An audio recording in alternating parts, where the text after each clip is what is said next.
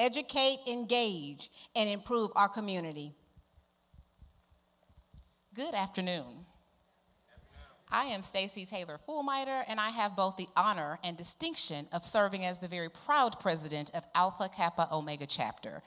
Before we begin and talk about the why, I'd like to take this opportunity to acknowledge the steering committee. So certainly this was a vision, and I think it was a well-crafted vision. However, there were lots of hands that went into making sure that today was successful. So if you served on the steering committee, and those are my sisters from Alpha Kappa Omega, Gamma Psi, Xi Alpha Omega, Sigma Theta, as well as Omicron Tau Omega, and Epsilon Lambda, would you please stand and be acknowledged? I want to thank the steering committee. Please give these ladies a round of applause. It is because of their hard work that we are here today. Thank you, my sisters. Before we begin, I'd like to take an opportunity to lay the groundwork and foundation for why we are here. The 18th Congressional District Forum is really designed to engage both the community as well as educate voters and provide a platform for candidates to share their visions, priorities, and solutions for the district's most pressing needs. We are both honored and excited to host the candidates, and with no further ado, I'll turn it over to our mistress of ceremony to begin, or our moderators.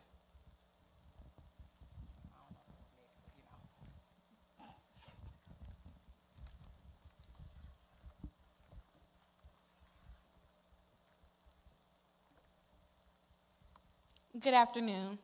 I am Jada Edwards, the president of the Sigma Theta chapter of Alpha Kappa Alpha Sorority Incorporated. Good afternoon, everyone. My name is Shanitra Austin, and I am the current president for Gamma Psi. Welcome to the 18th Congressional District Candidate Forum. On behalf of our hosts, Good Hope Missionary Baptist Church, Alpha Kappa Alpha Sorority Incorporated, and other collaborative organizers, we are honored to recognize and warmly welcome tonight's distinguished honorees in their families. Please stand to be recognized.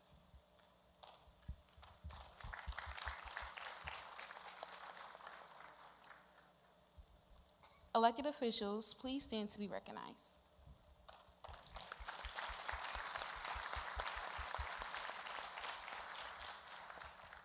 In our organization, VSGs, please stand to be recognized.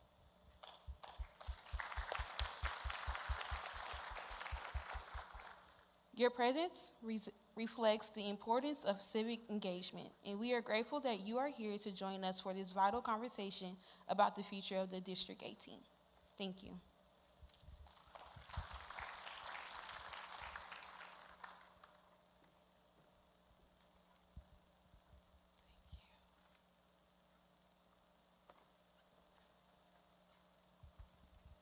Good afternoon. My name is Dr. Chara Bowie, and I'm with Xi Alpha Omega, and I'm the chairman for the Advocate for Social Justice Committee.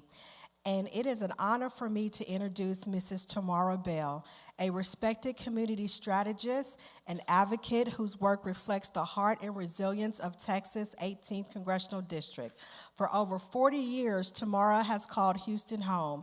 She has consistently championed underserved communities, amplifying the voices of seniors struggling with health care and housing, and supporting facing barriers with our youth in education. During disasters like Hurricane Rita, Ike, Harvey, and Beryl, as well as Winter Storm Uri, she was on the forefront delivering resources to those in need. She also boldly advocates for Hurricane Katrina evacuees, holding FEMA and other agencies accountable. Tamara served as chair of the Super Neighborhood Alliance, representing more than 1.8 million Houstonians, and now leads as the chair of Super Neighborhood McGregor 83. She is a founding panelist of Fox 26, What's Your Point?, which recently aired its 500th episode. She also runs a consulting firm, earning the nickname the Olivia Pope of Houston, for her sharp problem solving.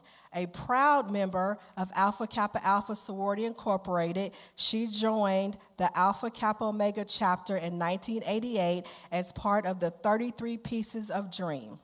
Tamara serves as the Harris County Resource Board for Children and Adults And after surviving a near-fatal car crash and a month-long coma, she lives each day with renewed faith and purpose. She resides here in Houston with her husband, Lawrence, and her 2 children, Lauren and Lawrence II. Please help me welcome Mrs. Tamara Bell.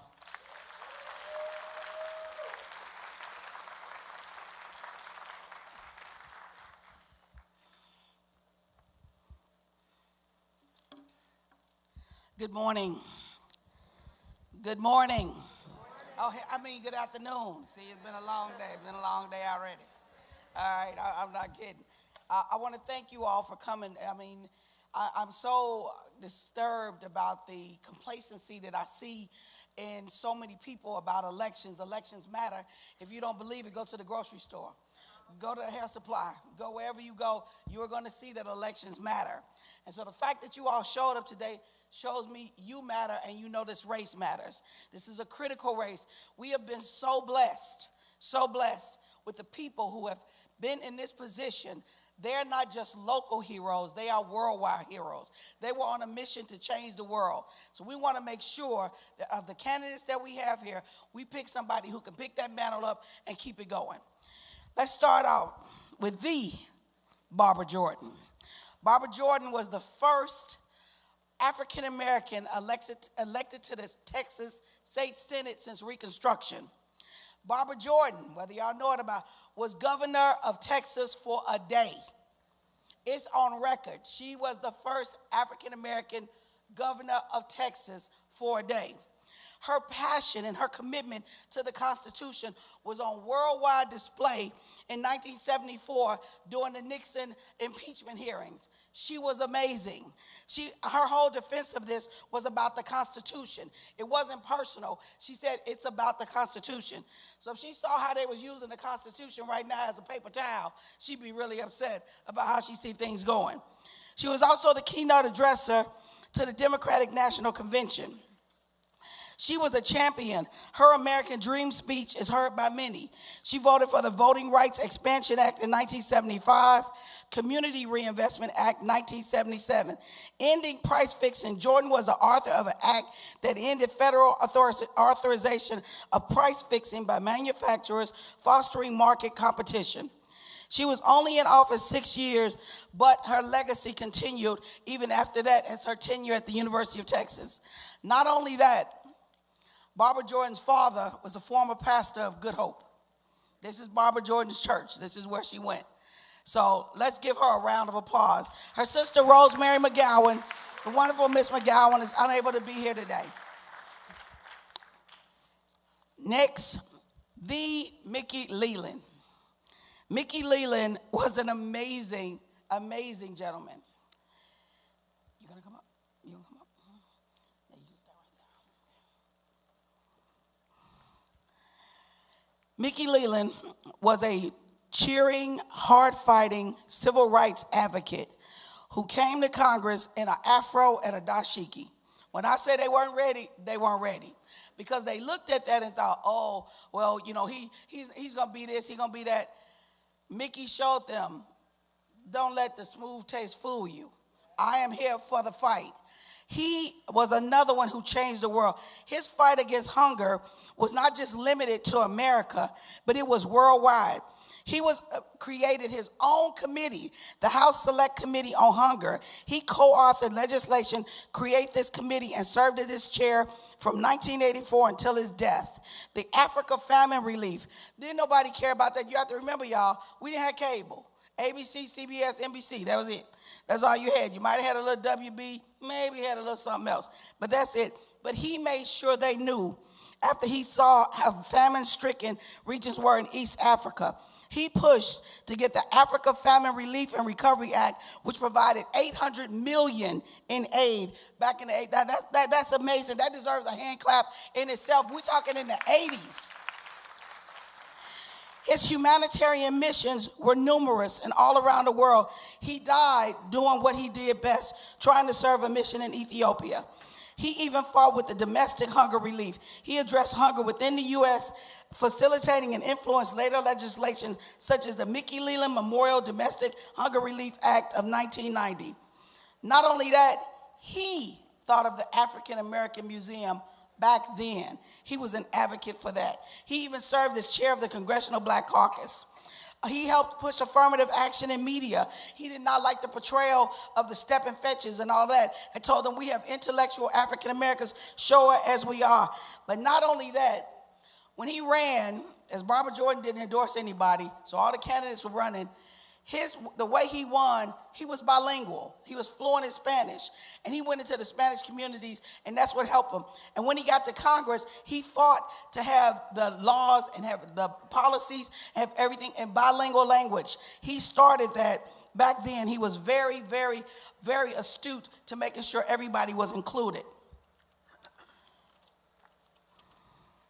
Next, the Craig Washington, a civil rights advocate and lawyer, served as a U.S. representative from Texas, 18th District from 1990 to 95.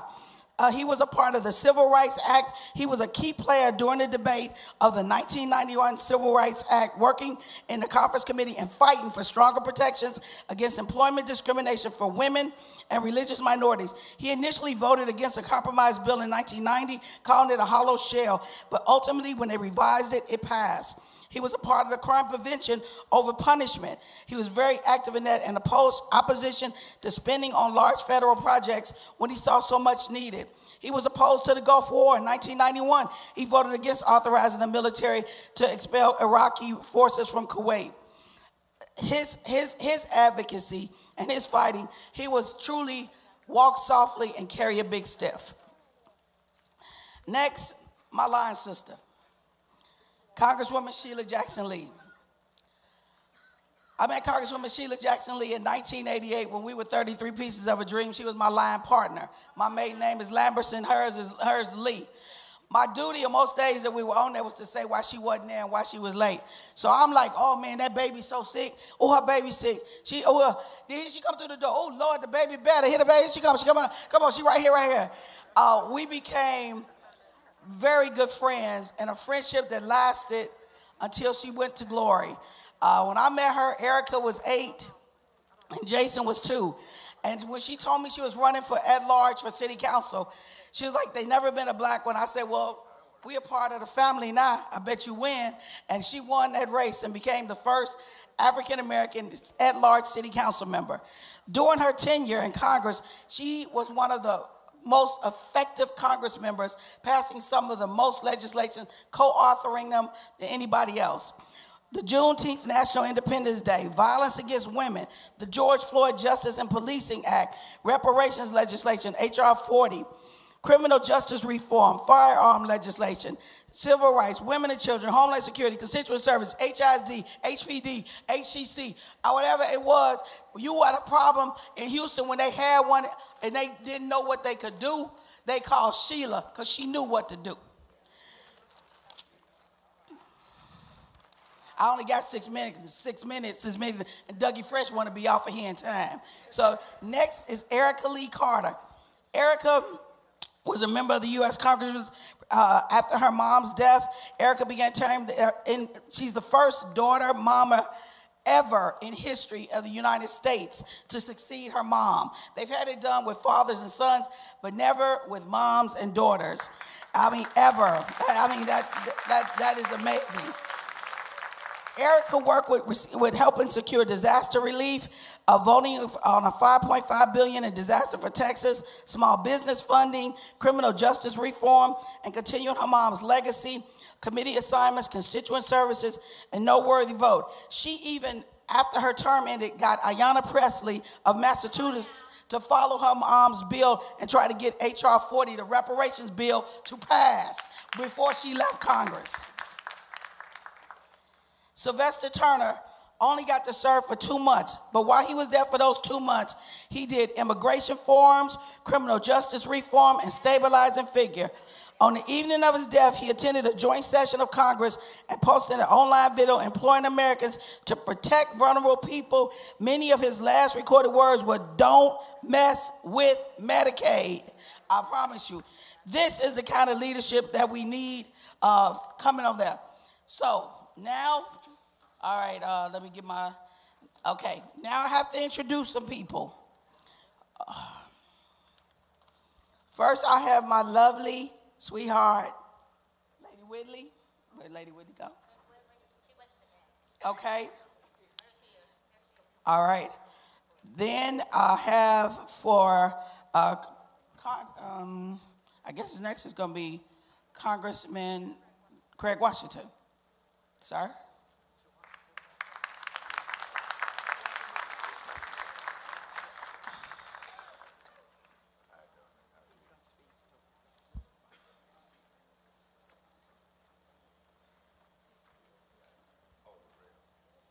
Yes.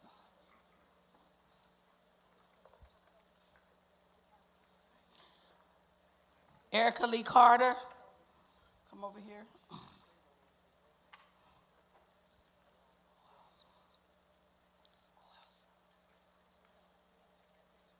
Yes, yes. Oh, sorry.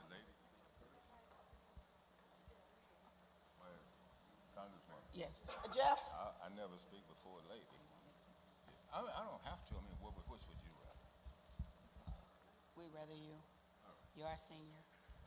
Yes, we want to show respect. You reminded me that I'm a senior, and I admit to that. Good afternoon. The 4 agreements. Be impeccable with your word.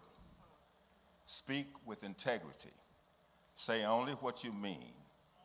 Avoid using the word to speak against yourself or to gossip about others. Use the power of your word in the duration of truth and love. Don't take anything personally. Nothing others do is because of you.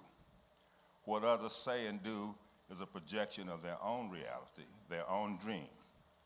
When you're immune to the opinions and actions of others, you won't be the victim of needless suffering. Don't make assumptions.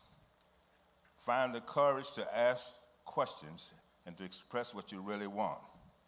Communicate with others as clearly as you can to avoid misunderstanding, sadness, and drama.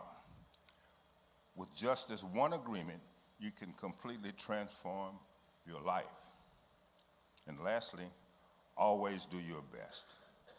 Your best is going to change from moment to moment. It will be different when you're healthy as opposed to sick. Under any circumstances, simply do your best, and you will avoid self-judgment, self-abuse, and regret. Be well.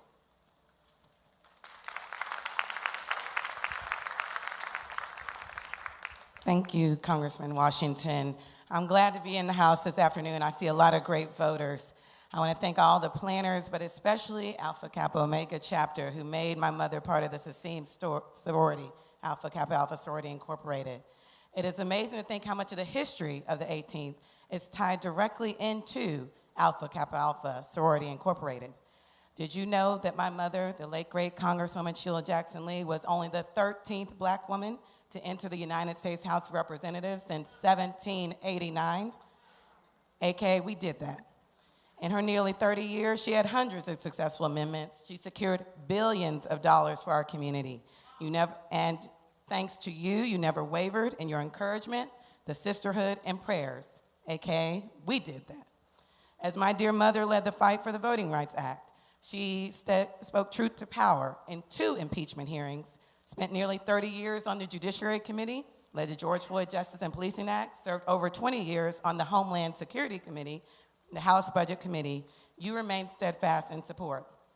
And after my mother, Congresswoman Jackson Lee worked over 13 years to finally pass a new federal holiday, first in 38 years, Juneteenth. Signed by President Biden in 2021, you celebrated the acknowledgement of our people's progress and continued struggle, AKA, we did that. And then you made history again by sending the first daughter in United States history to immediately succeed a mother when I took the oath to become Congresswoman Erica Lee Carter. Legacy upon legacy, AKA, we did that. It was my honor to vote on 61 bills with a 100% voting record, including one that prevented a government shutdown. It was my honor to introduce the Sheila Jackson Lee Stop Human Trafficking in School Zones Act. It was my honor to solve hundreds of federal cases for residents of the 18th.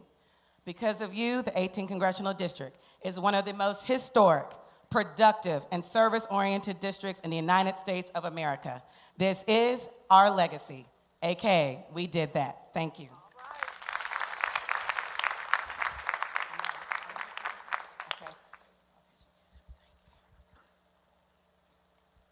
So, on behalf of Alpha Kappa Alpha Sorority Incorporated, Alpha Kappa Omega, Xi Alpha Omega, and Omicron Tau Omega chapters, it is both an honor and a privilege to present this special recognition. This afternoon, we pause to pay tribute to the remarkable legacy of service, leadership, and advocacy demonstrated by those who have represented the historic 18th U.S. Congress. Though no longer serving and many no longer with us, their contributions continue to shape the lives of countless constituents and communities throughout our district. We salute you, your families, and your closest friends, because we know when you serve, we all serve. Thank you for your dedication to public service.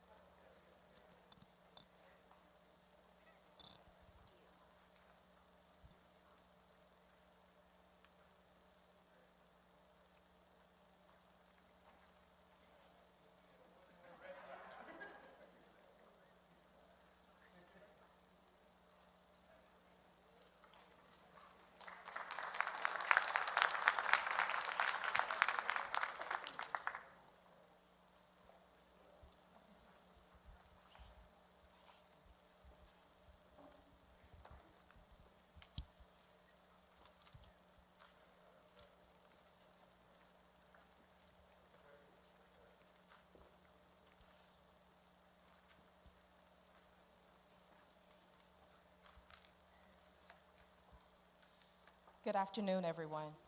My name is Janaea Kermooch. I represent the incredible Alpha Kappa Omega chapter of Alpha Kappa Alpha Sorority Incorporated, and I am so honored to be here with you all today. First, thank you to our good sister, Tamara Bell, for laying the foundation for today's important conversation about the lasting legacy of Congressional District 18. A legacy that has been etched by the sacrificial leadership of the honorable representatives present today and those who are ever present in our hearts in inexhaustible gratitude. We thank you for your support. Now, we will quickly begin our transition to the forum portion of the program, calling to the stage our candidates in the order that they selected earlier today. First, we have Christian Menifee,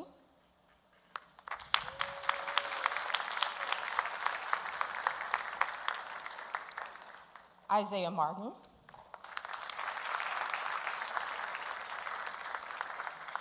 Jolanda Jones, George Foreman IV, Amanda Edwards, and Carmen Montiel.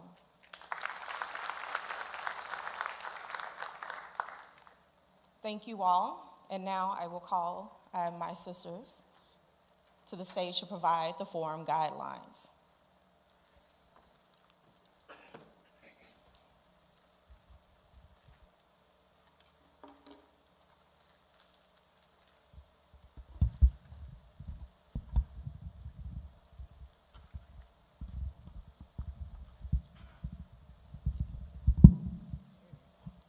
Good afternoon, everyone. Good afternoon. My name is Michaela Booker, and I'm a proud member of the Xi Alpha Omega chapter of Alpha Kappa Alpha Sorority Incorporated. Good afternoon. My name is Tatiana Battle, and I'm also a proud member of Xi Alpha Omega, chapter of Alpha Kappa Alpha Sorority Incorporated. Michaela and I proudly serve as your Advocate for Social Justice Committee Public Policy Chairs. We are pleased to welcome you to the 18th Congressional District Candidate Forum, Lasting Legacy, the Candidates, the Community, the Call Forward. It is our distinct pleasure to have our candidates, community members, and partners with us for this important conversation today. This event is proudly hosted by Alpha Kappa Alpha Sorority Incorporated, Alpha Kappa Omega, Xi Alpha Omega, Omicron Tau Omega chapters, in partnership with Good Hope Missionary Baptist Church, People's Legal Clinic, and Houston Voting Initiative. Before we begin, we'd like to share a few quick housekeeping notes to ensure a respectful and productive experience for everyone. First, we ask that you please adhere to the time limits for each question. Each response should be between 1 and 1.5 minutes. At this time, could we please have our timekeeper stand so that you may be identified by our candidates and community?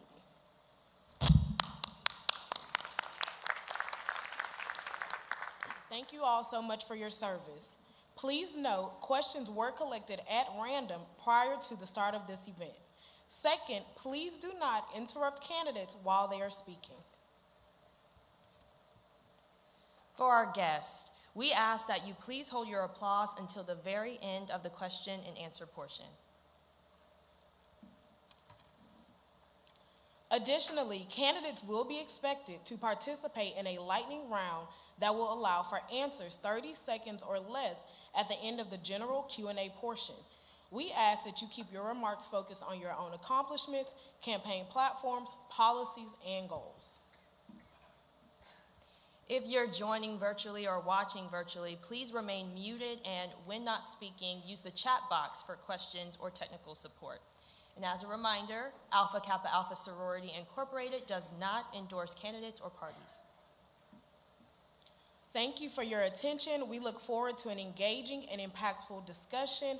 Now, we are proud to introduce Shani Basie of Omicron Tau Omega Chapter, Advocate for Social Justice Chairwoman, to introduce our moderators for this afternoon. Thank you.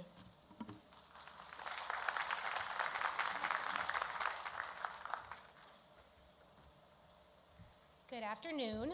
So my name is Shani Basie, and I'm the chairman of the Advocate for Social Justice Committee in the Omicron Tau Omega chapter. This afternoon, I have the opportunity to introduce our moderators for today's forum. So I will start off with Minister Chris Johnson. Minister Chris Johnson is a native Houstonian who has dedicated his life to the service of Jesus Christ through the ministry of the gospel. A lifelong resident of the Houston's historic Third Ward neighborhood, he graduated from the School of Communications at Jack Yates Senior High School. Chris attended the University of Houston downtown, where he majored in business and technical writing. Even before graduating high school, Chris was offered an internship in the music and sports entertainment industry, where he worked for over a decade. For the past 10 years, he has served as staff minister at the historic Good Hope Missionary Baptist Church, under the leadership of its senior pastor, Dr. D.Z. Cofield. Chris received an associate degree in biblical studies in 2016 and a bachelor's degree in biblical theology in 2018 from the College of Biblical Studies.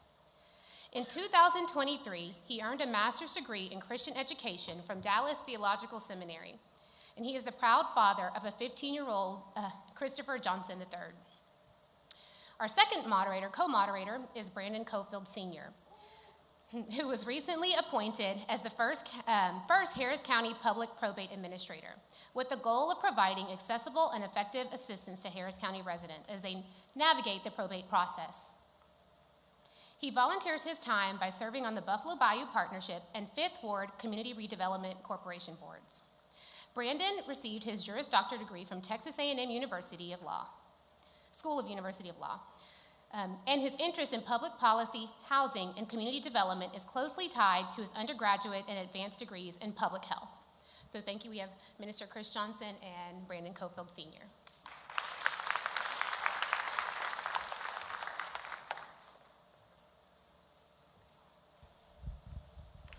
All righty, y'all. Good to see y'all.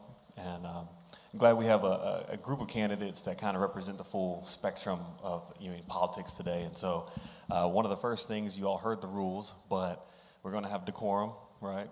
Obviously, respect all of you all. Appreciate y'all being here. So respect the time limits. I know all of y'all can speak. I'll also say, and I think it's always important to know that we can denigrate policies, not people, right? Be kind. There's not too much we can do in this world, but being kind is pretty easy. So with that, Chris, go ahead and take it away. Good afternoon. Our first question, and we'll start with candidate Menifee.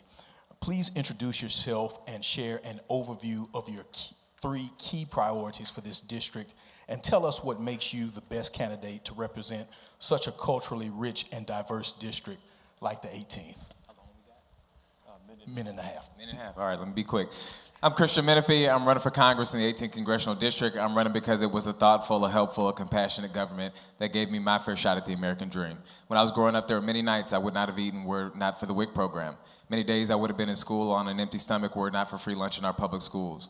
My parents would have never purchased their first home were it not for VA down payment assistance that allowed them to put just $500 down when I was in high school and get their first home. Would have never been the first in my family to graduate college without a Pell Grant, and my brother almost certainly would have died from cancer were it not for my parents' military insurance that fully funded his bone marrow transplant. And he's been in remission for more than 20 years. At every single step of the way, it was a helpful government. And that's how you go from a family that sent more people to prison than to college to me being the youngest person and the first African-American elected Harris County attorney. But right now in D.C., they're stripping those opportunities away from the kids of the next generation. They're cutting SNAP benefits, they're cutting Medicaid, they're cutting Pell Grants, and they're making it harder for folks to get their fair shake at the American dream. You send me to Congress, I'm gonna focus on housing, on healthcare, on making sure that our workforce is empowered, and do every single thing I can to make sure that our communities thrive. Christian Menifee, running for Congress in the 18th. Thank you. Candidate Martin. Well, how's it going, everybody? I'm Isaiah Martin, and I'm running for Congress right here in Texas 18 because this country is a mess right now. Donald Trump is destroying everything that we've got. It's very clear and very evident. So my agenda is to make America more affordable, as M-A-M-A like your mama. I believe in guaranteeing child care because people are paying way too much in this country. I believe in guaranteeing health care because it's ridiculous that people are tacked on with $1,000 bills to go and call an ambulance in this country. It's a disgrace. And I absolutely believe in axing the Trump tax, the tariffs that are raising the cost of everything that you buy. It's raising the cost of business, it's raising the cost of grocery stores. School supplies are up more than 3 times the rate of inflation. It's insane. I'm going to get to work on that. I was Congresswoman Sheila Jackson Lee's former senior advisor. I understand Washington. I know how to get the job done. Washington, D.C. is not the county, it's not the state, it's not the city, it's Washington. It takes a different set of experience. I'm ready to get to work on day one to fight for you and win for you in Washington. Can't wait to talk about that later today. Candidate Jones. My name is Jolanda Jones. I was born and raised in Texas 18 in 3rd Ward. I lived across this entire district because of housing insecurity. From City Hall to school board to the State House, the people here have elected me 11 times, and I'm the only candidate who has served and completed more than 1 full term. I've completed 11. This fight is personal to me. My grandmother died after amputation and inadequate care. My brother, my aunt, and my cousins were murdered by guns. My father and 2 of his brothers committed suicide, and I saw my father take his own life. As a consequence, I will fight for common sense gun reform and adequate mental health funding. I am a survivor of domestic and sexual assault. I've lived through welfare and housing insecurity as a single mother raising my son, and I understand how the constituents of Texas 18 live. I also know about voting rights. I was a quorum breaker. I refused to come back, and that is very, very, very important for me to fight for. So I will fight for the John Lewis Voting Rights Act because they are stripping our rights away. Candidate Foreman. Good afternoon. I'm George Foreman IV. I have 2 degrees from Texas Southern University, so it's an honor for me to be in my hometown talking about my vision and my dream for my district. I was born in Humble, Texas, a small town, and my dad was a preacher. So it made sure to keep us first and foremost as public servants and givers. So I was raised at the George Foreman Youth and Community Center in the Aldine district of Houston, where we learned to teach children how to fight as a means to get them off the street and learn the valuable skills to make a difference in their life. So from there came the genesis of my identity as a public servant. Since then, I've gone on to become an advocate for educational choice and parent empowerment in Houston, Texas. I'm a board member of the National Job Corps Association, so I'm in DC talking to our lawmakers about the future of the workforce crisis that we're faced. So why am I running? To address these crises with meaningful solutions, to get bills to the president's desk, to solve the problems of the future and empower the children of our future. I'm George Foreman IV, and I'm a candidate for the 18th Congressional District.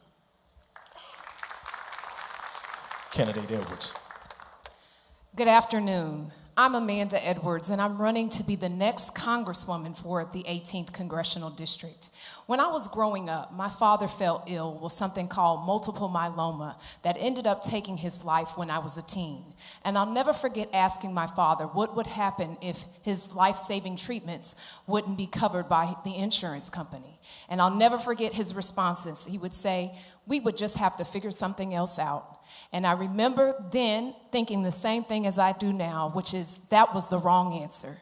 And the right answer has to be that we have systems in place that help save lives rather than harm them. We need to have leadership that has a bold vision for our future, but also the experience needed to address the challenges that are waged toward us today, whether it ranges from healthcare, education, economic opportunity. This district deserves a leader that can stand up for it and move our community forward. I have been born, raised, and lived in this district. I've served as your at-large city council member, and I hope to serve as your next congresswoman. Thank you.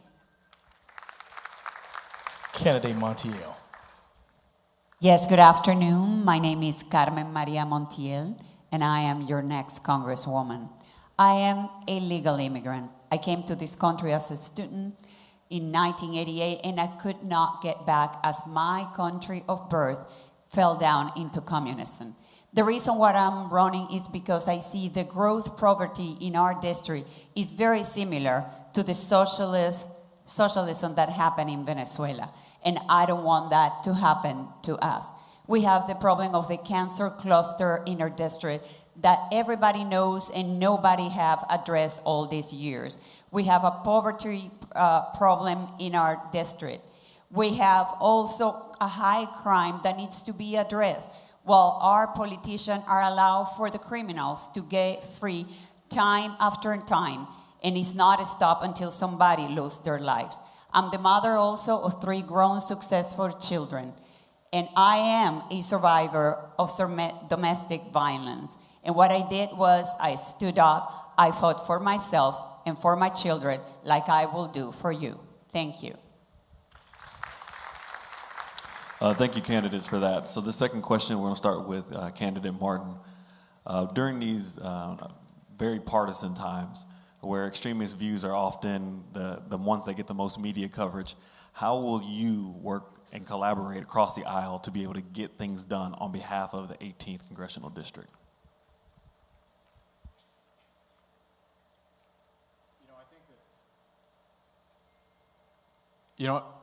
I think that this is one of those things where my Washington experience really comes out. These are not normal times. The Republicans that are in Washington right now are not the Republicans that might have existed 20 years ago. These guys are right now calling for war in America. They're defunding our programs left and right. We just saw a budget that just passed, and they did not offer a single Democratic vote during that entire process. So it's very clear, they do not want to collaborate. So I always say that the best bipartisanship is the retirement party for every single Republican member of Congress that's currently there. So I'll be working very aggressively to make sure that we can beat them. And I think that that's got to be our approach, because ultimately if we keep on with the same mentality that we currently have right now, we're going to keep on falling. And I look forward to making sure that we can address that. Thank you, candidate Martin. Candidate Jones? Yes, I think you can tell what someone is going to do in the future, what they've done now. I can tell you I currently serve in the Texas legislature, and they are anti-black and vote against almost everything Democratic. But I can also tell you that I passed 2 bills and got 3 bills on the governor's desk because I managed to find something in common with some of my fiercest enemies. So I will use that tactic when I'm in Congress. However, if I have to stand up and stand in the gap unapologetically for the constituents of Texas 18, I will do that. So I will try nice first, And then if I have to be third ward on them, I'll do that as well. Thank you, Candidate Jones. Candidate Foreman. Well, I've learned from my time working as a policy advocate here in Texas, specifically in education, that the best policies come from the people. And when we lead with the needs of the people, it's easy to advocate to those who might be opposed to the policy because you can bring the people with you to speak on their behalf. So it's one thing to say, no, I'm going to fight for you. It's another thing to say, I'm going to be your advocate to bring you to the forefront to fight for yourself. And that's what I learned in my term serving with Texas Public Policy Foundation, is we found that the research and the voice of the people is the greatest tool for change. So no matter what side of the aisle you are, me as a businessman, me as a policy advocate, me as a researcher, I want to understand what can do the most change and the most good for the most people, and to use that as my tool for change. So there is no party line when you're trying to help the most people. There's just good and decent or indecent. And I expect to lead with decency and to work across party lines like I've always done as a businessman to make sure I get things done. Thank you, Candidate Foreman. Candidate Edwards. 8 years ago, our community faced a storm named Harvey. 51 inches of rainfall. We had the second worst disaster in U.S. history at the time. Long after the cameras gone away, we have got to be serious about making the requisite investments in infrastructure. While we cannot stop it from raining, we certainly can be prepared to catch it when it does. And our community deserves to be safe and free from flooding. We deserve to have the investment in infrastructure that protect us rather than keep us in harm's way. So I will be an advocate able to work across the aisle to secure more funding for infrastructure investment in our community. Separate, we need overhaul of disaster recovery. I have never seen a system more broken than it. But between having arbitrary denials of our senior citizens to having delayed policy responses, it does not work for people. And so I believe that that is also another opportunity for some common ground so that we can keep Houstonians and the 18th Congressional District safe. Thank you, Candidate Edwards. Candidate Montiel. I believe in the America I came to in 1988, when Democrats and Republicans were able to exchange their ideas and work together. I believe it's time that we get back to that basis, because that's the whole purpose of America. Right now, as I stand, I've been endorsed by former candidates in these rates that were on the Democratic side, like T.J. Baker. I've been endorsed by Gladys House in the Freedman area. The community understands me because I'm willing to work for you, and I know that our problems are the same. Our values is faith, family, and economic opportunities. And I am in the majority in Congress, and I will be working hard to unify all of us for your own benefit. Thank you. I think as a public servant, you got two jobs. One is to help good things happen in your community. The other thing is to stop bad things from happening in your community. As county attorney, time and time again, I have stood up and fought back, whether it be Donald Trump or Greg Abbott or Ken Paxton, when they tried to do harm to our community. But I've also worked with Republicans on the other side of the aisle to do good in our community. When out in Carverdale, on the northwest side of town, when a large corporation was trying to expand a landfill more deeply into a black community, I teamed up with Harris County Commissioner Tom Ramsey, a Republican, to stop that from happening. We were able to block it, and it wasn't expanded more deeply. When Juul e-cigarettes and Philip Morris and these other cigarette companies were trying to push vaping on our youth, I teamed up with a Republican Attorney General who shall not be named to go after that company. And we brought $20 million back into Harris County for mitigation programs on that very issue. I think you have to fight with a scalpel and not an axe. There are days where it's appropriate to stand up for your people, to throw the punches and do every single thing you can to fight back. And then there are days where it is a nonpartisan issue and you're just trying to help the community. And when that happens, I don't care if you're black, white, orange. If you want to work with me, I'll work with you. Thank you, Candidate Menifee. So we all live in the 18th Congressional District, and we know that there's plenty to be happy about and proud of, but we also know that voter turnout is not necessarily the best, and in large part due to voter suppression. Currently, there are a lot of proposals for changes to access to the ballot box, whether proposed executive orders to limit voting by mail, gerrymandering, redistricting, so many different important things that are having an impact on us, and specifically in the 18th Congressional District. So please share any concrete measures that you all have that would help to ensure fair and equal access to the ballot box. We're going to start with Candidate Jones. So, first of all, I'd fight to get the John Lewis Voting Rights Act passed. But apart from that, there's also voter apathy because people don't believe that we fight for them. So I can tell you what I've done. In races that I've been in, there's a larger voter turnout because I believe I've spoken directly and worked for the constituents. So, for example, before I filed any bills in the legislature, I actually have a town hall with my constituents and say, hey, tell me what bills you think I should file, and then explain them to me so that I can advocate for them. I do those things. I also made them understand how important this redistricting was. I'm the only state representative who hosted emergency redistricting town halls prior to the redistricting committee meetings so that the constituents knew what was going on. And so what I will do to get more people interested in voting is to connect the dots for them, because it seems that the people who least participate in voting are the people who most need government services. And so that is what I'll do. So yes, I will fight to change the law, but I will also actively engage the constituents of Texas 18 to make them understand why it's a matter of life or death. Thank you, Candidate Jones. Candidate Warren. Well, I'm a teacher. A lot of people don't know. I have so many jobs. My dad made us entrepreneurs from the jump, but I made the decision early on to be a public servant and a teacher. So I actually teach civics in the classroom. And what I came to learn is that Houston is an international city. People move here and want to put their kids in the best schools, and they pick where they want to be based on those schools. But often, there are those who are silently sitting in the background while our city carries on business as usual, and they suffer. They suffer because they're new here, and they don't know their way around, they don't know what's going on, but they found out this is who's in charge of this district, and this is what our priorities are, and their priorities end up in the back burner. I say they, those who are underrepresented, those who just moved here from South America, just moved here from Europe, just moved here from California or New England, and they're eager to be a part of the fight, but they feel like their voice is missing from representation. So that's why I'm here. I've traveled all across the world. I've lived in countries who have buildings older than our state. But one thing I found is that if you put the people first, you'll always land on the right policy. So I'm devoted to putting the people first. And those who have been underrepresented because they're not native Texans, I'm here for you. Time. Thank you, Candidate Foreman. Candidate Edwards. First, I would make sure that we support the John Lewis Voting Rights Act and, in fact, make sure that preclearance is restored. That is critical. Second, I would make sure that we restore people's confidence in what government is capable of doing. When I talked about Harvey, and I remember mobilizing hundreds of volunteers, and we would go door to door to check on some of our seniors, the first question they'd ask me is, what are you doing here?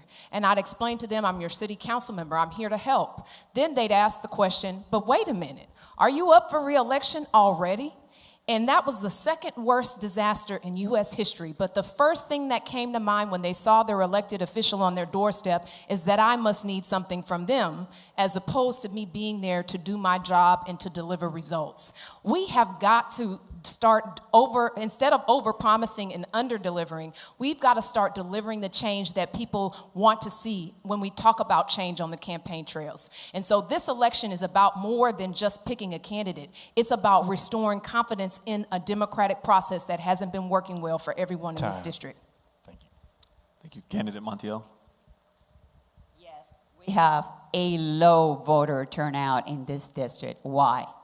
People is tired to go to the polls and voting for people that do nothing for all of us.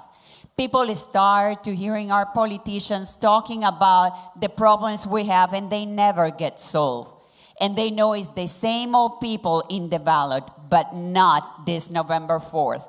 This November 4th, you have an alternative. Somebody that have never been involved in politics and is willing to work for you.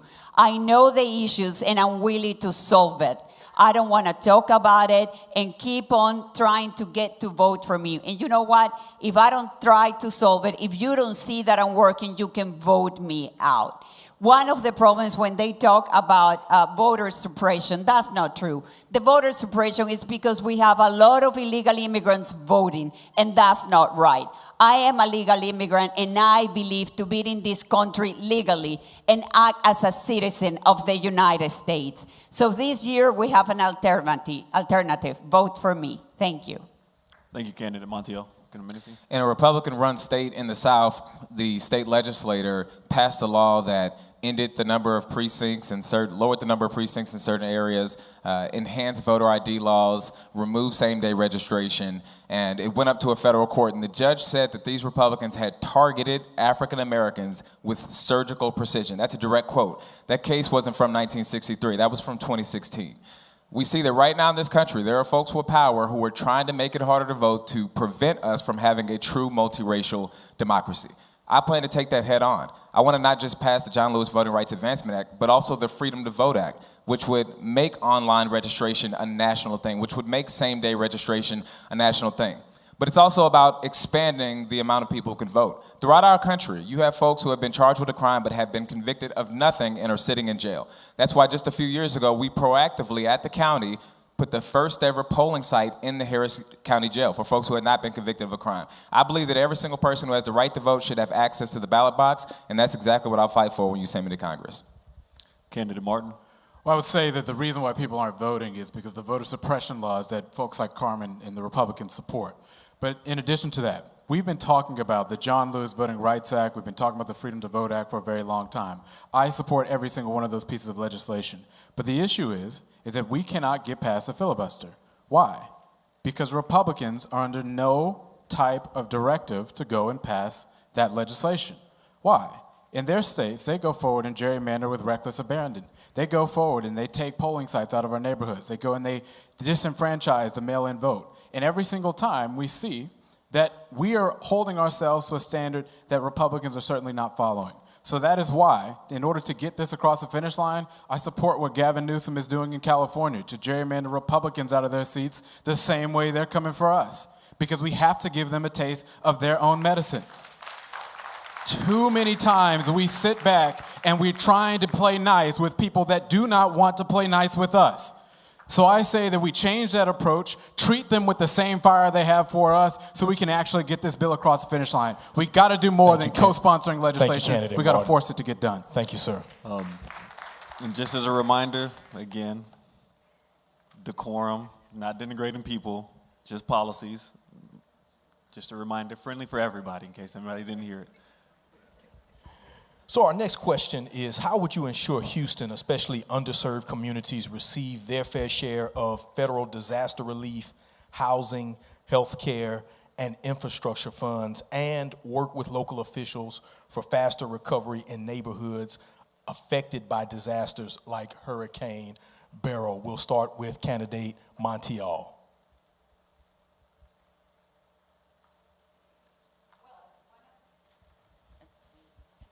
One of the biggest problems we have is we have $40 billion up in the air. $40 billion of federal money that was allocated to District 18 and the city of Houston. You know how much we need to solve the flooding problem in Houston to complete the budget? $1.5 billion. So the money is there, and I just want to ask, where is the money? With housing, the money is there also for housing. We have a lot of empty buildings in the district. We have houses falling apart that with this $40 billion that is lost into space, we can solve. We can refurbish those buildings. We can refurbish those houses. We can give housing to the poor people. We can give houses to the homeless. We can create education to the homeless so they can go and rejoin the workforce. There is a lot that we can do, and I will be supervising not only new federal money, but also the money that we lost. Where is that money gonna go? Thank you. Thank you. Candidate Edwards. When Harvey struck our city, I flew up and down to Washington, D.C., seeking direct allocations for funding for our region. Not only did we lose billions of dollars in property damage, but we had a need on our hand that was far-reaching, one in which we need someone with a bold idea to help solve some of the challenges that continue to remain. We've continued to do the door-to-door work of our residents, and what we have found is that our seniors in particular are being left behind in recovery. That is why I propose something called a Housing Solutions Center. Right now, all of our government programs show you how to get to a no. And what we need is federal government, state government, local government coming together, providing adequate case management services to help people navigate their way towards housing solutions, repair, new housing, and the like. When I was helping one of our seniors, Miss Moore, I'll never forget, I almost fell through the floor of her home, but we had to get a New York Times piece written in order for her to get relief. We can't have that be disaster recovery. Candidate Forum. You know, one of my mentors, Verl Bennett, I don't see him here. Usually he's in the back with a camera, but he got to work with Mickey Leland, and Mickey would always say, there's no justice, there's just us. And he would say that over and over again to put that in my mind, just to remind me that the change that we want to see in the world will not come from the federal government for us. It'll come from each other. How can we empower each other? How can we empower the next generation to be the problem solvers of the future? When there's a flood and the disaster hits, who's going to pick up those trees? When the roofs are caved in, who's going to fix those roofs? When the pipes burst, who's going to fix those pipes? It's going to be our trade skill workers, our mid-skill laborers, our fathers, our mothers that step up and solve those problems. So if you want to address the problems of the future, you provide America the workforce to solve the problems of the future and of today. And that's my mission, and that's what I'm devoted to. So with all these, I'm a Medicaid expert. I actually consult others on how to pick the best Medicare, Medicaid, and healthcare plans. But what I found most important is information. Information is king. Thank you, sir. Candidate Jones. How do you get more federal funds here? I will work with the federal agencies, but I can tell you that the federal government alone can't do it. There's going to have to be a public-private partnership. So I can tell you what I did in January 2023 when that tornado went through the southern part of my district and ripped off the houses and apartments out near Dobie. I literally worked with the city of Houston, the county, the Red Cross, and FEMA to get money to those people who needed them because they were displaced. And I literally wrote the letter that we had to write to Red Cross to get these people who needed money, actual money from Red Cross. So I did that. I used my legal skills. When we had multiple hurricanes, when I was on city council, I worked with FEMA in order to get the city of Houston. I'll also say in January of 2023, in order to get federal funds, it has to be an emergency designation. So you have to work with the county and you have to get your paperwork together in order to be able to do that. So I will work across public and private entities in order to get the constituents of Texas 18 what they need. Thank you, Candidate Jones. Candidate Martin. If there's a talk about money sitting out in the air, I think that we should talk about the $20 billion that our governor is currently sitting in the state surplus that Republicans refuse to do anything about. I think somebody needs to bring that up. But in addition to that, I think we need to have a real conversation about the Republicans stealing money. We just saw them take more than $400 million out of FEMA to go build something called Alligator Alcatraz, a facility that they use to detain American citizens. Well, now it's been closed down because it was illegal.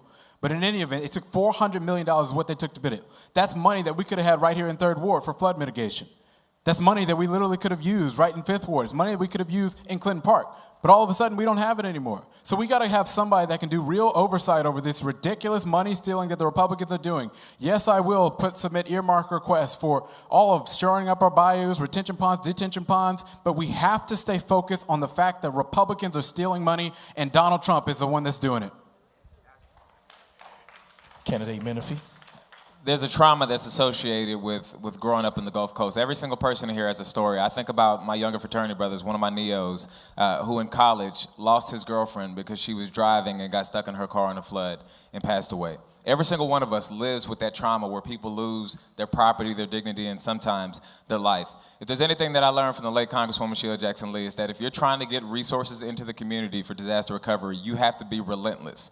She would call me, and I'm sure many of y'all, at midnight, 1 a.m., telling you to reach out to the FEMA regional administrator, telling you to do every single thing you can to get direct allocation to local government. And I took that to heart.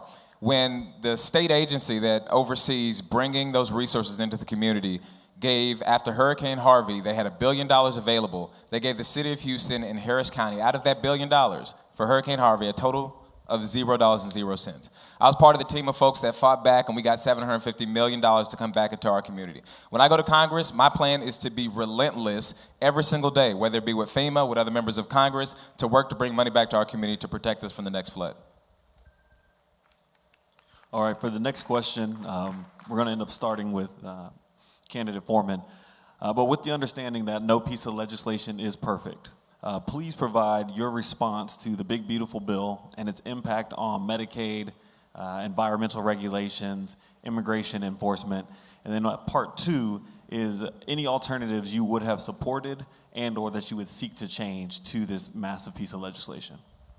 You know, misinformation might be the biggest curse that we can give to our public. One of the things I learned about the big, beautiful bill was that it applied additional fundings, Pell Grants, to children who were going to two-year institutions for the first time. And nobody ever told me that. I'm just a regular citizen, I'm a dad, I'm a teacher, but no one told me that there was additional funding applied to a different category of people who had never been funded before. Now, maybe you have problems with who wrote the bill and how they structured it, and that's for the politicians to dictate. I'm just a businessman. I'm a Medicare advisor. Seniors come to me with a problem, and I have to find them the solution, regardless of what the bill comes out with. Here's what CMS says you need to have, and here are the gaps, and here's where the government is not going to provide you, and you need to find solutions. Do you need me to call your son? Do you need me to put your daughter on the line so she knows how to print this form out and submit it?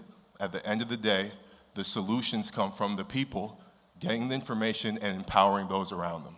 So I could fight the bill, or I could work with the president and with the other people around me to make sure the bill serves the most people, and that's what's important to me. Thank you, Candidate Foreman. Candidate Edwards.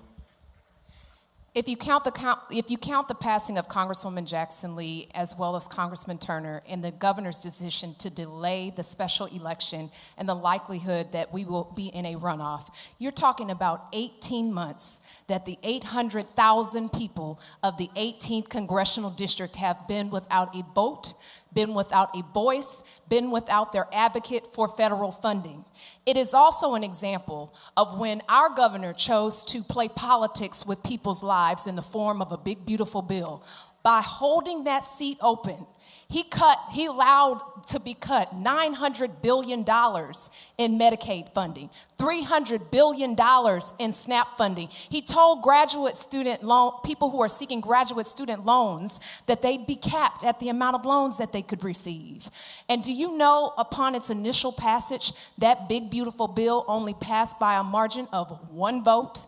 So had I been in Congress, I would have voted to block that big, beautiful bill from having devastating and generational impacts on our nation. Thank you, Candidate Edwards. Candidate Montiel. Yes, twisting information is being terrible for our people. The reality is we are $37 trillion in debt, and we need to cut expensive. Welfare have growth in the last 4 years, 45%. In the last 4 years, what do you think that's happening? It's because it's helping all the illegal immigrants that have come across the border. When they talk about cutting Medicaid, it's about cutting the illegal immigrants off the books. It's about cutting the illegal immigrants off the food stamp. It's about cutting the illegal immigrants off SNAP. When they're talking about cutting in student loans, it's taking away student loans from illegal immigrants. And as an American, I want to protect our people. I believe that we are first, and our money should go first for us and cut the expensive that is just going to ruin our country. Thank you. Thank you, Candidate Montiel. The big, beautiful bill is trash. I'm going to call it what it is, trash. I have a close family member who came to this country as an undocumented immigrant. He came over when he was in elementary school. He didn't ask to be brought here. He graduated high school, he graduated college, and he has never been in a bit of trouble. And the other day, he was a victim of a road rage incident. He got beat so badly, but he wouldn't go to the hospital and he wouldn't call the police because he thought that he might get deported. The big, beautiful bill is disastrous and is trash for our communities. If I was in Congress, I would have voted against it. The 18th Congressional District has the largest concentration of SNAP beneficiaries of any district in Texas. I have close family members who benefit from SNAP benefits, and that bill cuts it. Medicaid, people across our communities who need life-saving treatment, who need to be able to go see the dentist, to go see the eye doctor. Those benefits are being cut in the big, beautiful bill. That bill is not about targeting undocumented immigrants. It's about targeting the black folk who are sitting in this room and our family members. You send me to Congress, I would have voted against it back in the day, and I'm going to do every single thing I can to repeal it. Thank you, Candidate Menifee. Candidate Martin? The big ripoff bill is one of the stupidest pieces of legislation to ever go and cross the face of Congress. And I think we should just be honest about it. $1.1 trillion is what they plan to cut from Medicaid. $4.5 trillion added to the national debt. And when you add that compared to what Trump added the first time to the national debt, more dollars to the national debt than any other president in the history of the United States of America. That is a fact. Fact number two, we have never seen in this country more dollars taken away from the programs that we have than what you see in this piece of legislation. It's very clear that, yes, I would have voted against it. But if you want to know how we could have made it better, it's getting rid of the provisions that allow the richest people in America to get away with paying little to nothing in taxes. That's what we should be talking about. You want to make the bill better? Let's stop talking about defunding Medicaid. Let's stop talking about defunding Medicare. Let's go put more dollars for mental health programs. Let's put more dollars for making sure we have mobile clinics to get people the care they need so they can go forward and get treatment before they can have a dangerous health complication. We cannot have this in America. And in order for us to really stand up for it, we got to have somebody that can be unapologetic against this ridiculous bill. Thank you, Candidate Martin. Candidate Jones?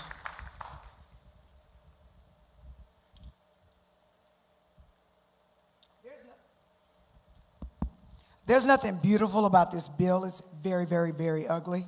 We have more people kicked off of their health care. We have public education eviscerated. We have the Justice Department eviscerated. And the problem is that President Trump used this terrible bill to target the most vulnerable people in this country. And no doubt that had I been there, I'd have voted against it as well. But the problem is we have a president who used the bill to literally basically wipe out the existence of black people with DEI.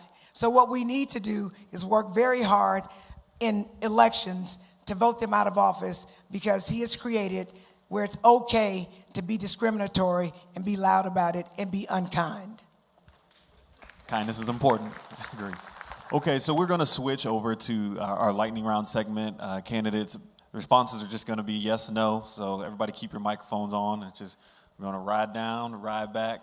If I'm hesitant to say if you can't keep it at yes, no, maybe like a yes and, but not too many commas, y'all. Right? We gotta keep it moving. So for this first question, and these questions did come from some of the undergraduate chapters, and so this is, you're hearing from the youth, new voters, people that are engaged, and so, you know, think about it, but keep it short. So the first question, do you have a specific strategy that directly targets voters under the age of 30 in the 18th Congressional District? We'll just start closest here. So go ahead, Candidate Menifee. Yes, and I galvanized them when I first ran for Harris County Attorney, beating a 3-term incumbent without a runoff. Yes, and we have nightly TikTok town halls that get 15,000 people a night, the size of Toyota Center, ready to continue that. Yes, and I have young people volunteering in my office and actually getting paid in my office to teach them about voting. Yes, I'm a civics teacher at the end of the day, so my job is to educate the student in my district and working in my district to make sure those who will soon be voters know their duty. Yes, and we also trying to make sure that high schools are doing their duty to make sure that voters are getting connected, young voters are getting connected and registered. Yes, because not only they are the motor of our nation, they are the future of our nation. Have you personally hosted or plan to host events on college campuses to engage younger voters? We'll start with candidate Montiel. I haven't planned it, but I think it's the most important thing. I have 3 grown children, 2 already graduated from master and law school, 1 in his 3rd year.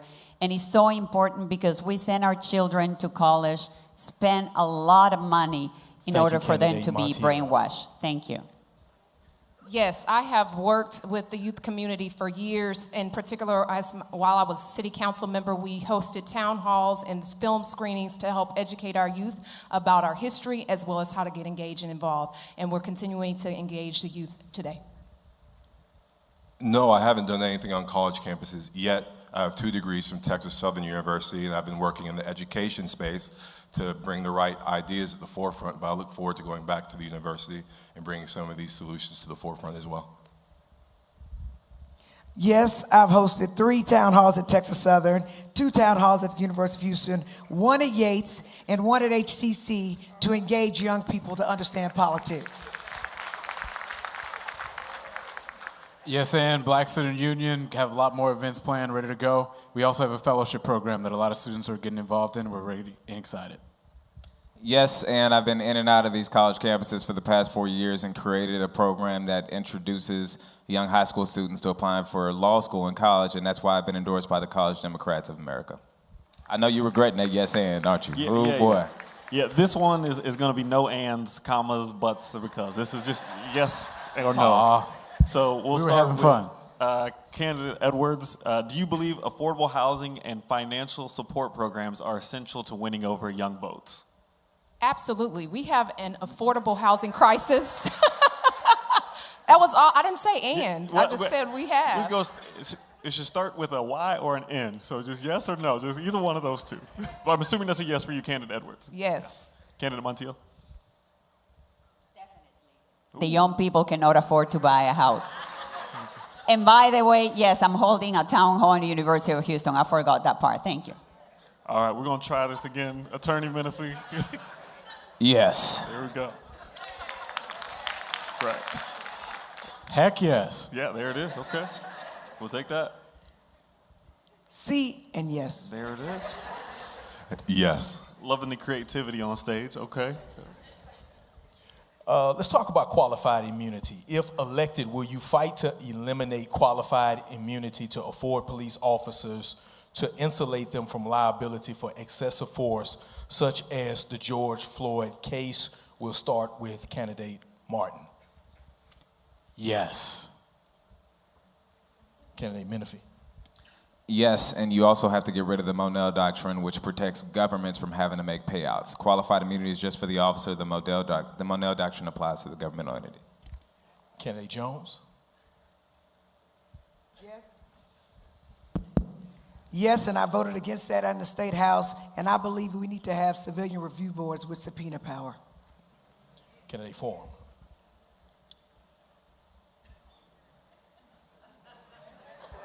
I'm so devotedly passionate to law enforcement. Maybe. Okay. I want to see the bill, and I want to change it if necessary. Okay. Candidate Edwards. Yes, and I'll be a proponent of passing the George Floyd Justice and Policing Act. Candidate Montiel. Yes. We need to protect the blue. All right, next question. Candidate Montiel, if you want to repeat, just because I think some people didn't hear, would you? Can you repeat your question, please? Okay. So the question was qualified immunity. If elected, will you fight to eliminate qualified immunity to afford police officers to insulate them from liability for excessive force, such as the George Floyd case? I would say that we need to also look into it, because one of the problems we have high crime is because nobody wants to be a police officer anymore. And we need to protect the police officers in order to lower crime. So it's something that needs to be looked into it. Thank you. Thank you. Okay. Next question. This should be pretty easy. Some variation of yes or no. Do you support raising the federal minimum wage to $15 an hour? We'll start candidate Martin. Yes, and it should go up with the cost of living. No ands. Rep Jones, candidate Jones, yes. Absolutely. No. Minimum wage is not great for small businesses, especially those who are training trade skill workers. I'd be really hesitant before I push any mandatory minimum wage on anybody. Candidate Edwards, try to keep it to yes, no, please. Yes. Thank you. Okay. I don't know if your mic was on, but Candidate Montiel Can you repeat your answer? Mic wasn't on. No, it'll hurt the small businesses. No. At the county, we got it to $20 an hour. That's what it should be federally.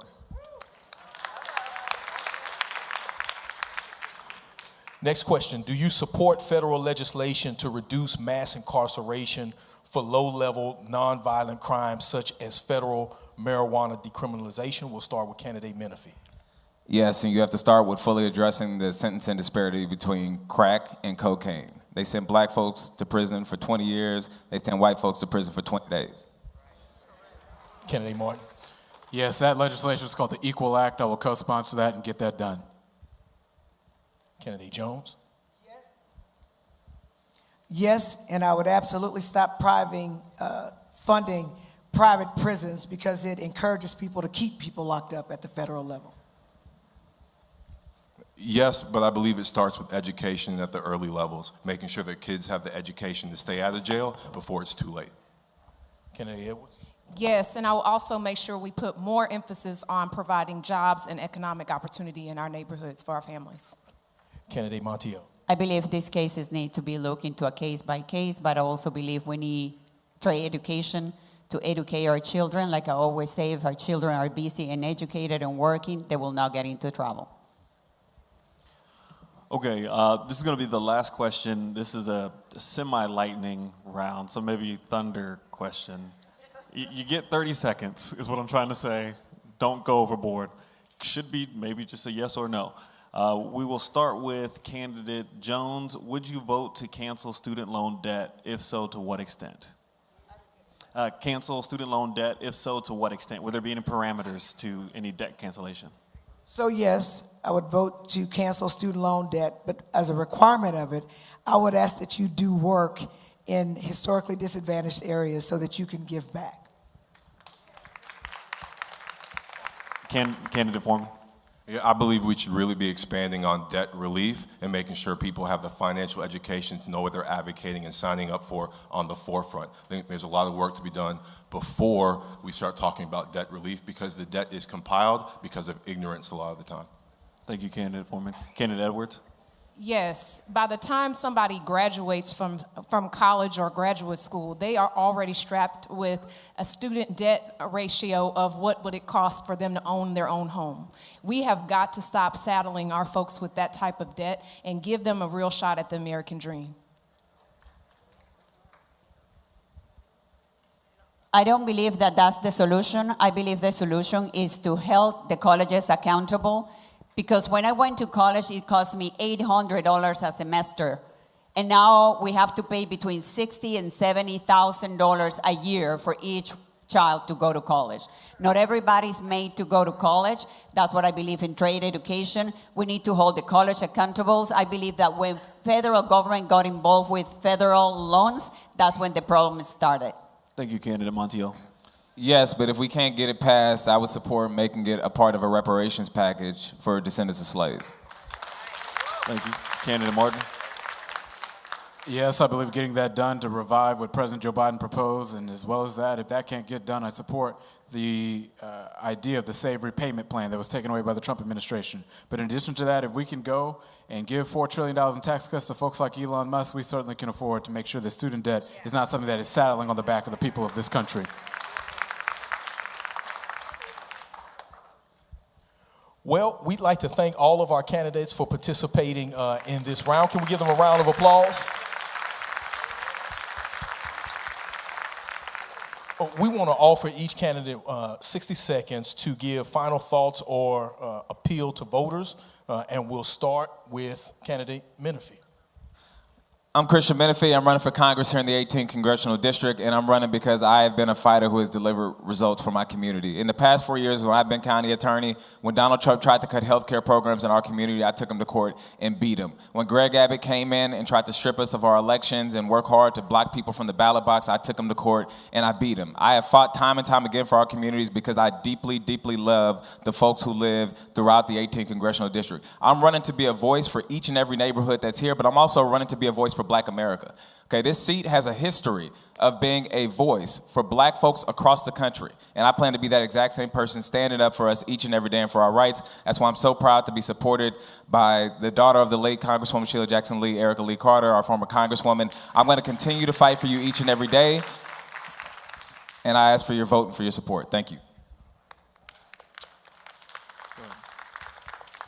Well, I'm Isaiah Martin, and it's been such a good forum today. I'm running for Congress because ultimately I'm sick of the same old, same old. Our country's a mess. We see prices are going up, and we see ultimately we need to bring a spine to the Democratic Party in Washington, D.C. We need more folks that are willing to be unapologetic in the fight against Donald Trump and all of the crazy sycophants that he has running around with him. I will be that person. I'm proud of the momentum that we've built in this campaign, the largest campaign fundraising quarter in the history of the 18th Congressional District, coming from more than 33,000 people, giving an average of $19 a person. It is that energy, that grassroots momentum that I look forward to bring to the United States Congress to fight for you instead of the few. My name is Jolanda Jones. I'm a member of Alpha Kappa Omega, and I was made at Epsilon Lambda. I am the person that you saw during the quorum break. I left so that they wouldn't steal 2 Black seats out of Texas, and I didn't come back for them to pass those racist maps. I am the person who passed the bill that got signed in the Republican legislature that's going to educate kids in civics back in school. I'm the person who filed criminal justice reform legislation because I am, my family is, my friends are, my constituents are the people that live in Texas 18. And we need an unapologetic fighter, and that fighter is me.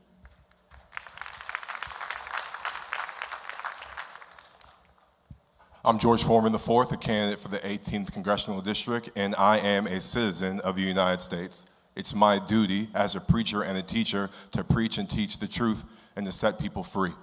Well, in this district, we have let political parties guide what is necessary at the expense of what we need most. We continue to see the floods rain down on us. They flow, they open the dams. We're the first that get the water up in our roofs. Up to our roofs, and it's my mission to make sure that solutions are now at the forefront and not the initiative of a party. We the people, that's what America is about, and I'm a member of the American idea that we the people can do anything.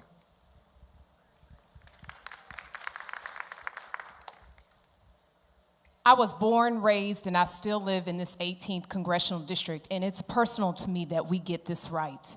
We are in a fight of our lifetime, and never in my lifetime have we had a president that fought against the rule of law, education, healthcare, housing, economic stability in the way that this president has. So we not only need someone who can stand up to Donald Trump in a moment like this and fight back, but we also need innovative solutions, new ideas, and a bold path for our future. While my name is on the ballot, it is all of our futures that are on the ballot as well. Thank you. Houston, we have a problem. We have a city that is full of holes, that whenever a drop of rain drops, it floods, while $40 billion are sitting nowhere to solve this problem. We have a cancer cluster that has been there for over 20 years, and many of my contenders have hold positions where they have been able to solve the problem. I will get EPA involved to solve the cancer cluster. I will engage investors to take advantage of opportunity zones and bring money, jobs, and better education and also housing to our district and to the city of Houston. Carmen for Congress. Thank you. Thank you, candidate Madia. Yeah, thank you. So as we close out, thank you to all the candidates. I appreciate you all for being here because obviously you could be out door knocking, but you thought it was important enough to win the votes of each of these individuals here today. Obviously, running is hard, and it is so important to people to have conviction, stand up, and talk about the things that they do, because you guys have to sacrifice your time to do this, right? It's a lot easier to sit at home on the couch and be in the comment section and, do the stuff that we're doing. It's easy to look and critique. So I appreciate you all for being here. Thank you for coming to Good Hope. This is my church home. I've been here since forever. And Pastor Johnson, go ahead. Absolutely. Now, in addition to thanking our candidates on this afternoon, we'd also like to thank you all. Can you give yourself a round of applause? You all have been so patient and gracious with us on this afternoon. Also, on behalf of Good Hope Missionary Baptist Church and our senior pastor, Dr. D.Z. Cofield, and our first lady, Tori Cofield, we'd like to thank the AKA, the Alpha Kappa Alpha Sorority Incorporated, for their invitation to be moderators and a part of this civic engagement. Can we give Alpha Kappa Alpha Sorority a warm round of applause? All right, so candidates, it's my understanding that you all are going to rise. We're going to exit the stage going that way. I don't know if y'all want them to take a quick picture or anything, but... Thank you all so much. Hold on, okay. All right, we had a great program. Thank you all so much for coming out. And this would not have been possible without the members of Alpha Kappa Alpha Sorority Incorporated and Good Hope. But also, before we leave today, I want to remind us that the power of our vote is being challenged every single day through gerrymandering, voter suppression, and misinformation. Campaigns have been designed to silence our voices, but we will not be silenced. So here is our call to action. We need for you to register and check your status. Make sure you, your family, and your friends are ready to vote on November the 4th. Educate yourselves and others, learn what's on the ballot, and share accurate information as a great resource. You can always go to vote411.org for additional information. And show up together. Don't just go to the polls alone. Bring at least 5 or 6 family members. And don't forget about our seniors as well. And remember to hold leaders accountable. After the election, stay connected with your elected officials. Call them, email them, tag them on social media, and remind them that they work for us. And don't forget to stay engaged year-round. Our democracy doesn't start and stop at the ballot box. Show up at town halls, community forums, and organizing events. When communities of color come together, we are a powerful force. We don't just influence elections, we transform policy, shift priorities, and change the future. So let's rise to the call forward. Let's use our voices, our votes, and our collective power to build the future we deserve. Thank you.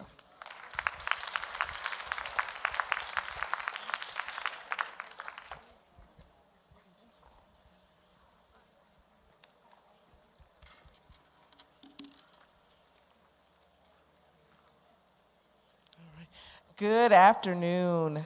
I am Beatrice Randall, First Vice President of Xi Alpha Omega Chapter of Alpha Kappa Alpha Sorority Incorporated. On behalf of Alpha Kappa Alpha Sorority Incorporated and the hosting chapters, I would like to extend my heartfelt thanks to your presence and participation in today's 18th Congressional Candidate Forum, Lasting Legacy, the Candidates, the Community, the Call Forward. First, to all of our candidates, thank you. Thank you for stepping forward to serve and for sharing your vision and commitment with us this afternoon. Your willingness to engage in dialogue, some fierce dialogue, strengthens our democracy and empowers our community. To our moderators, we are deeply grateful for the skill, poise, and fairness with which you guided this afternoon's discussion. Your leadership ensured an atmosphere of respect, clarity, and meaningful exchange. To our special guest, thank you for lending your voice, wisdom, and presence to this afternoon's event and forum. Your words and your actions remind us of the larger purpose behind our collective efforts. We also extend our gratitude to all of our partners and sponsors, especially Dr. Annie Benefield with Houston Voting Initiative and Jackie Autumn with People's Legal Clinic. We also want to thank again Good Hope Missionary Baptist Church with Reverend Dr. D.Z. Cofield and First Lady Tori Cofield. Your support makes it possible for us to host important civic conversations such as this one, and we value the spirit of collaboration that you bring to the table.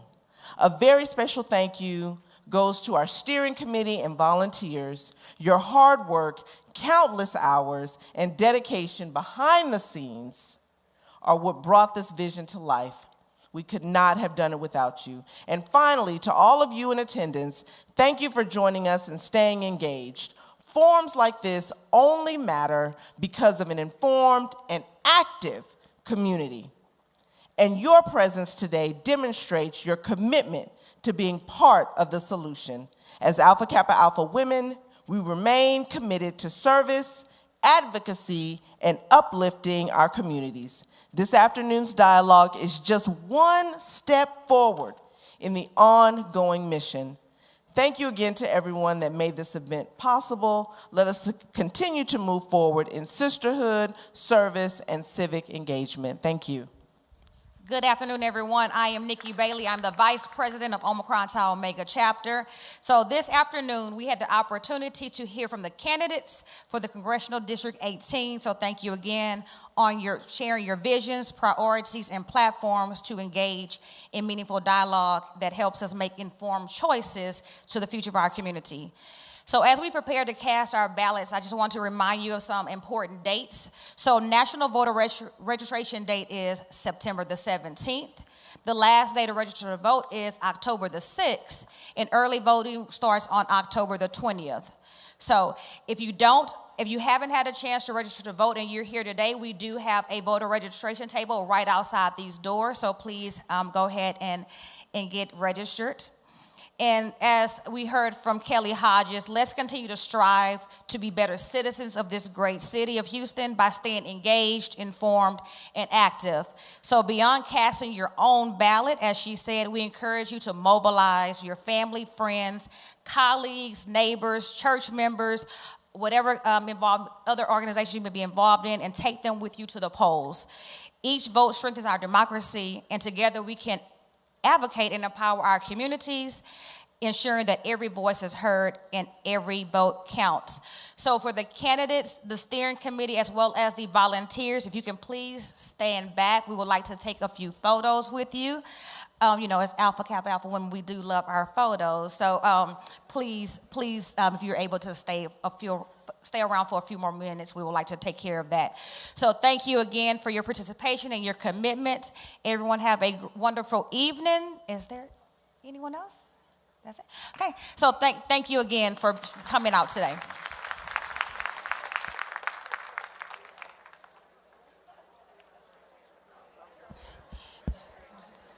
Okay, can we get the steering committee on the stage? So if you're a member of one of the chapters, you're going to hang back for a second, but we do need the steering committee on the stage. Sisters, this was nice to Yay.